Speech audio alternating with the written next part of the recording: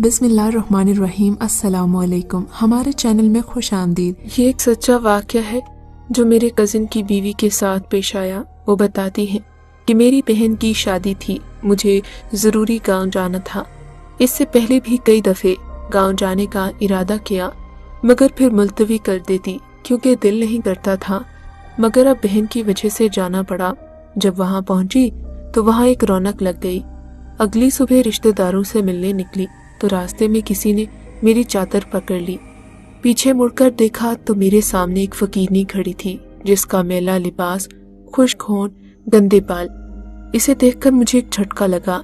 ये तो वो थी जिसके हुस्न पर पूरे गांव के लड़के फिदा थे, जिसके सर से कभी दुपट्टा नहीं उतरा था, मगर आज वो बेटे से बेनियाज खड़ी थी। मैं उसे पूरे 5 साल बाद देख रही थी। वो मेरी बेहतरीन दोस्त सीमा थी जिससे 17 साल पुरानी दोस्ती थी, जिसके बाद मेरा और मेरे बगैर उसका दिल नहीं लगता था और ना ही वक्त गुजरता था। इसी वजह से मेरी बड़ी बहन मुझसे चिढ़ती थी कि मुझे लगता कि मेरी जगह उसने ले ली है। कहती कि तू मेरी कम और इसकी सगी बहन ज्यादा है। सीमा हमारे घर का एक फर्द थी। जब हम बड़े हुए तो हमारी शादी की बातें चलने लगी, मगर वो बहुत ज्यादा घबराती और फिक्रमंद होती। वो चाहती थी कि हमारी शादी एक ही घर में हो। शादी करके कहीं मुझसे दूर नहीं जाना चाहती थी। एक बार एक शादी में हम लोग शरीक थे तो एक खातून हमारे पास आकर हमारे नाम पूछने लगी। मैंने इस बात को ज्यादा अहमियत नहीं दी, मगर कुछ दिनों के बाद वो खातून अपने दोनों बेटों का हमारे लिए रिश्ता लेकर आ गई। बड़े भाई का मेरे लिए और छोटे भाई का सीमा के लिए। मेरे घर वालों को रिश्ता बहुत पसंद आया। इन्होंने हाँ कर दी।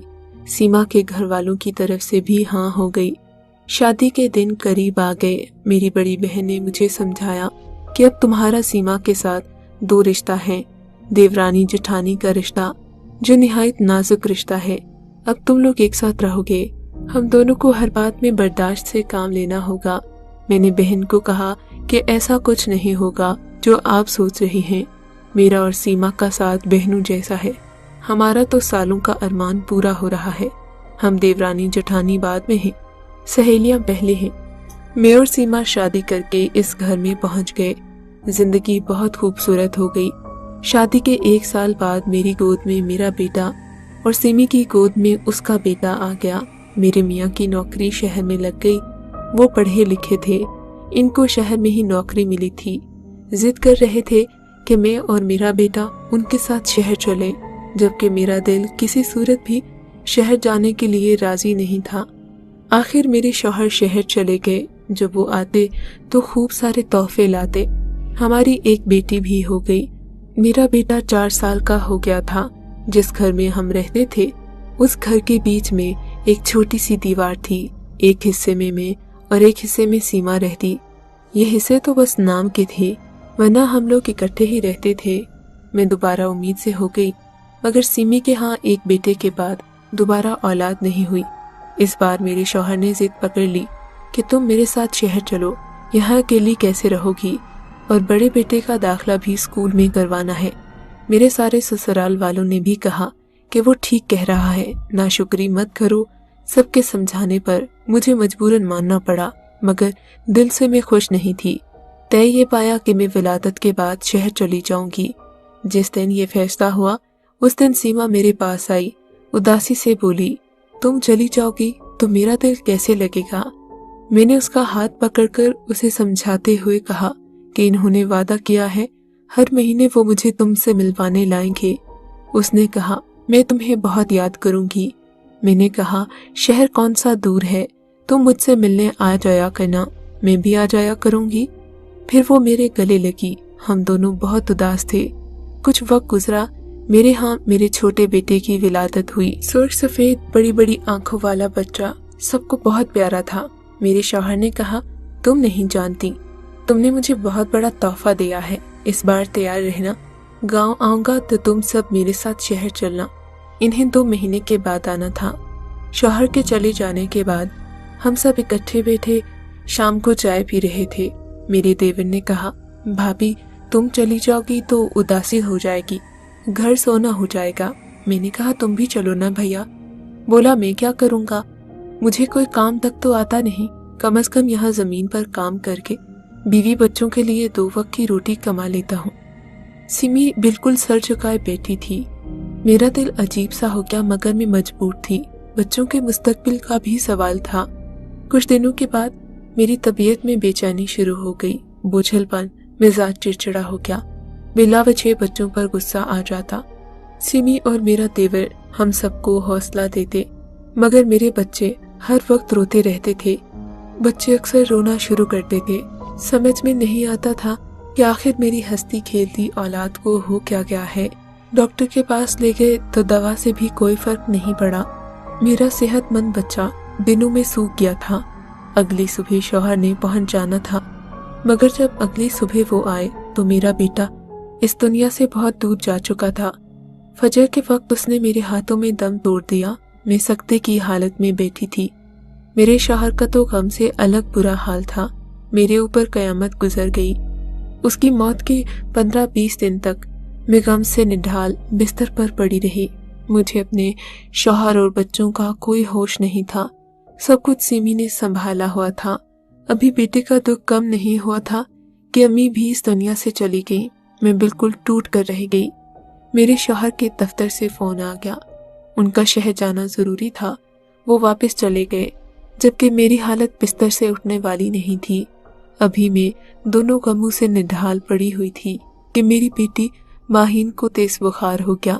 उसका बुखार बढ़ता जा रहा था। मैं बदहवास होकर रह गई। अपने बेटे को खो चुकी थी। मुझ में मजीद गम उठाने की सकत नहीं थी। सिमी मेरे पास बैठी मुझे हौसला दे रही थी। कह रही थी, मैं सब देख रही हूँ, तुम परेशान न हो, ये बिल्कुल ठीक हो जाएगी। मैंने कहा, मैं तुम्हारी बहुत एहसानमंद हूँ। जिस तरह तुम मेरा और मेरे बच्चों का ख्याल रख रही हो। मुझे इतनी कमजोरी हो चुकी थी, मुझसे बोला भी नहीं जाता था, मगर सिमी मेरे और मेरे बच्चों की देखभाल कर रही थी। वो दिन रात भाग भाग कर हमारे लिए काम करती, रात को हमारे पास रहती, मुझे जबरदस्ती खाना खिलाकर दवा देकर मेरे बच्चों को सुला ही जाती थी। एक दिन आधी रात को प्यास की शिद्दत से मेरी आंख खुली, मगर मेरी इतनी हिम्मत नहीं थी कि बिस्तर से उठ सकूं। मेरे कमरे का दरवाजा खुला था।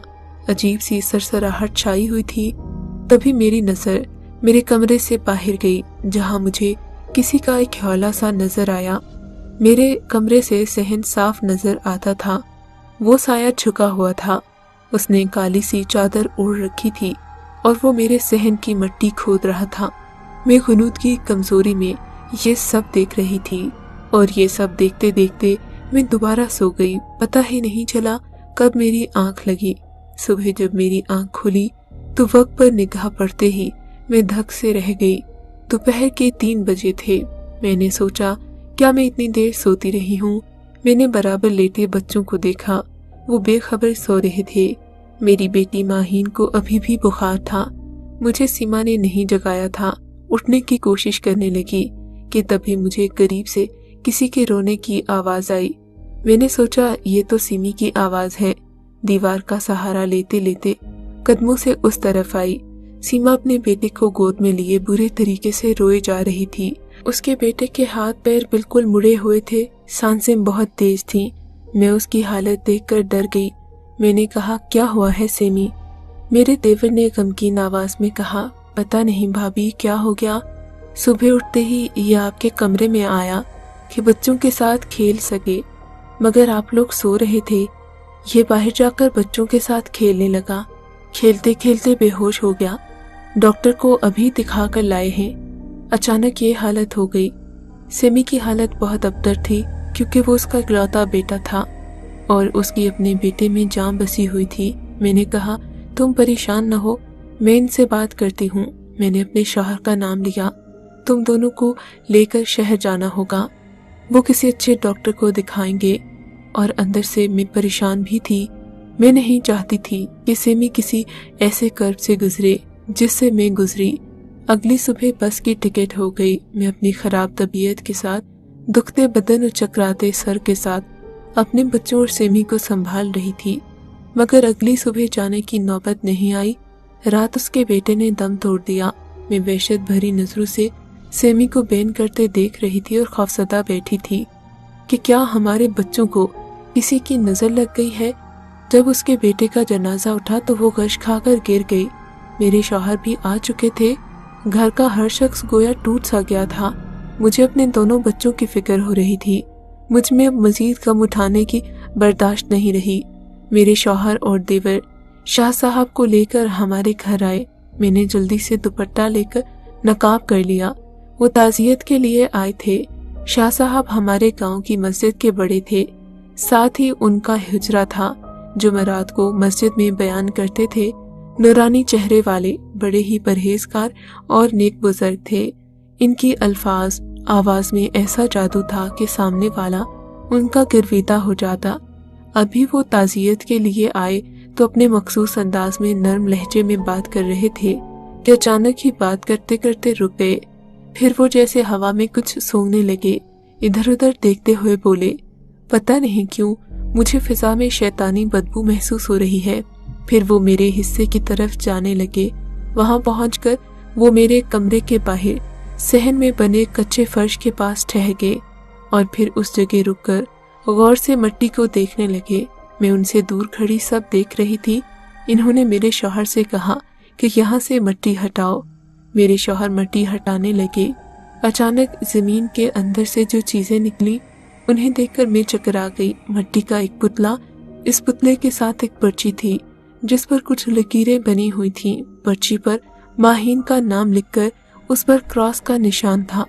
ये सब हम बेयकीनी की कैफियत में देख रहे थे। अचानक मेरे जहन में धमाका हुआ। जिस रात मुझे बुखार था, मैंने सहन में एक साया देखा था जो मेरे कमरे के बाहर मिट्टी खोद रहा था। मेरे शौहर और देवर ने दोनों हाथों से अपना सर पकड़ लिया और कहा कि ये किसका काम है। शाह साहिब ने मेरे देवर से कहा कि आपकी बेगम की तबीयत कैसी है। परेशानी से बोला, शाह साहब बहुत बुरा हाल है, क्या मैं उनसे मिल सकता हूँ? शाह साहब ने कहा। उसने कहा, जी हाँ, आ जाए, दम भी कर दीजिएगा। सेमी बिस्तर पर लेटी हुई थी। शाह साहब की आमद का सुनकर बड़ी मुश्किल से उठ बैठी। फिर आहिस्ता से उन्हें सलाम किया। शाह साहब ने उसके करीब पहुंचकर जोर से सांस ली और उनके चेहरे का रंग गुस्से से लाल हो गया। वो बोले, जो तुमने किया है उसी का तुम्हें फल मिला है। दुनिया मुकाफाते अमल है। तुमने दूसरे की गोद उजाड़ना चाही, मगर तुम्हारी अपनी गोद उजड़ गई। अपनी दुनिया भी बर्बाद कर चुकी हो और आखिरत भी। शाह साहब की बातों पर हम सब हैरानगी से देख रहे थे। अचानक सेमी ऊंचा ऊंचा रोना शुरू हो गई। उसे एक दौरा पड़ गया। मैं क्या करती? मेरे साथ ही ऐसा क्यों हुआ? हम एक साथ पले बढ़े, लेकिन किस्मत ने मुझे क्यों धोखा दिया? शादी भी एक ही दिन एक ही घर में हुई, मगर इसका शौहर मेरे शौहर से ज्यादा खूबसूरत और काबिल, हालांकि मैं इसके मुकाबले में कई गुना हसीन थी। इसके शौहर की शहर में नौकरी लगी और मेरा शौहर अनपढ़। इसका शौहर इसे चीजें ला कर देता और मेरे शौहर के हालात नहीं थे कि वो मुझे कुछ भी देता। फिर मेरे यहाँ एक बेटे के बाद कोई बच्चा पैदा नहीं हुआ और ये 3 बच्चों की माँ बन गई। अब जब बच्चे बड़े हो रहे थे तो इसके शौहर को अपने बच्चों के मुस्तकबिल की फिक्र सता रही थी। वो उन्हें तालीम याफ्ता बनाना चाहता था और इसे शहर ले जाकर ऐशो इशरत में रखना चाहता था। मैं यही रह जाती और ये वहां जाकर अच्छी जिंदगी जीती, शान और शौकत से रहती। मैं यहाँ मामूली जिंदगी बसर करती। ये बातें मुझसे बर्दाश्त नहीं हुई। मैं रोज अखबार पढ़ा करती थी। अखबार में एक इश्तिहार आया जो काले इल्म का माहिर था। मैंने उसे खत के जरिए राब्ता किया। पहले मैंने उसके बड़े बेटे को रास्ते से हटाया, फिर मैंने उस पर अमल करवा कर मुझे उसकी बेटी को हटाना था। मैंने यही बदला जमीन में गाड़ा था क्योंकि मैं चाहती थी कि तीनों बच्चे मर जाएं ताकि ये शहर ही न जा सके, क्योंकि अपनी औलाद की खातिर जा रही थी और मैं कैसे बर्दाश्त कर लेती कि वहां जाकर ये ठाठ से रहती। इस अमल के मुताबिक इस जमीन पर जहां पर पुतला गाढ़ा था, इसे सबसे पहले जो भी चलता हुआ आता वो इस अमल की लपेट में आ जाता। उस रात मैं सबको नींद की दवा दूध में पिलाकर दे चुकी थी। जानती थी कि ये सब सोते रहेंगे मगर माहिन जरूर उठकर बाहर आएगी, मगर मेरा क्या मुझ पर ही वापस आ गया। सुबह जब सोकर उठी तो मेरा बेटा मेरे बराबर में नहीं था। घबराकर उसे देखने गई तो वो उसके कमरे से बाहर आ रहा था, ये कहते हुए कि चची और सब सो रहे हैं। मैंने उसे आता देखकर दिल पकड़ लिया। फिर मुझे फल मिल गया। वो रोती हुई अपना सर पकड़े चीख रही थी। मैं बेयकीनी से सेमी को देख रही थी। मुझे लगा मैंने जो सुना वो गलत है। मेरा दिल कहता था कि चीख चीख कर रो, कि क्या कोई इंसान हसद में इतना भी गिर जाता है। शाह साहब ने कहा, जो लोग अल्लाह की तकसीम पर राजी नहीं होते उनका यही अंजाम होता है। मैं दीवार का सहारा लिए छोटे छोटे कदम उठाती बाहर आ गई। देवर ने नफरत से चीखकर बीवी को कहा, सोच भी नहीं सकता था कि तुम इतनी घटिया हो। मैं अपने कमरे में आकर पैकिंग करने लगी। दिल रो रहा था। सेमी मेरे पास आकर रोने लगी। मुझे माफ कर दो, उसने मुझे कहा। जो औरत आपके बच्चों की जान ले ले, क्या उसे माफ किया जा सकता है? तुमको दुश्मनी थी तो मुझसे निकाल लेती, मगर मेरे बच्चों ने तुम्हारा क्या बिगाड़ा?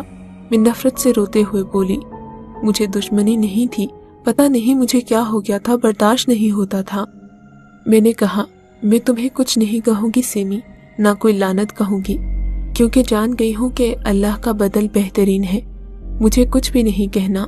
मैं उसे बगैर देखे अपने शौहर और बच्चों के साथ उस घर से ही नहीं, उसकी जिंदगी और गांव से भी निकल आई। मेरे देवर ने उसे तलाक दे दी। अपने बेटे की मौत और फिर तलाक के बाद उसका दिमागी तवाज़ुन उलट चुका था। अब वो गांव की गलियों में बिखरे बालों से बदहाल बनी फिरती है। मैं दोबारा पलट कर गाँव नहीं गई, मगर अब 5 साल बाद जब मैं वापस गई तो उसने मेरी चादर को पकड़ लिया। मैंने अपनी चादर उसके हाथों से छुड़वा ली। उसे नजरअंदाज करती आगे बढ़ गई। भाभी की ये बातें सुनकर मुझे समझ में आ गया कि भाभी क्यों अपने गांव नहीं जाना चाहती थी। अगर आपको ये कहानी अच्छी लगी है तो इस वीडियो को लाइक कीजिए और इस तरह की मजीद वीडियोस देखने के लिए हमारे चैनल को सब्सक्राइब कीजिए।